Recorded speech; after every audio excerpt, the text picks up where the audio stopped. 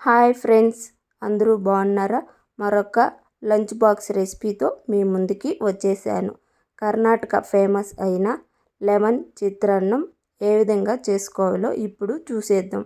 First stove పైన ఒక కడాయి పెట్టుకొని దానిలో తగినంత ఆయిల్ పోసుకోవాలి. ఆయిల్ వేడెక్కిన తర్వాత ఆవాలు, జీలకర్ర, ఎండుమిర్చి, పచ్చిమిర్చి వేసి వేపుకోవాలి.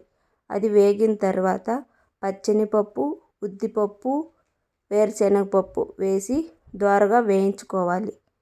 దోరగా వేగిన తర్వాత కరివేపాకు, ఎర్రగడ్డలు వేసుకొని వేయించుకోవాలి. ఆ తర్వాత ఒక ఇంచు అల్లంని తీసుకొని తురిమి వేసుకోవాలి. ఇప్పుడు పసుపు, ఉప్పు వేసి ఇప్పుడు ఒకసారి బాగా కలుపుకోవాలి. తర్వాత కొత్తిమీర కూడా వేసుకోవాలి. ఆ తర్వాత ఇంగువ వేసుకొని ఒకసారి కలుపుకోవాలి. తర్వాత చల్లార్చుకున్న రైస్ని తీసి వేసుకొని మనకి తగినంత పులుపు కోసం లెమన్ పిండుకోవాలి. ఇప్పుడు ఒకసారి బాగా కలుపుకుంటే లెమన్ రైస్ రెడీ. ఇప్పుడు మనము లంచ్ బాక్స్లోకి సర్వ్ చేసుకోవచ్చు.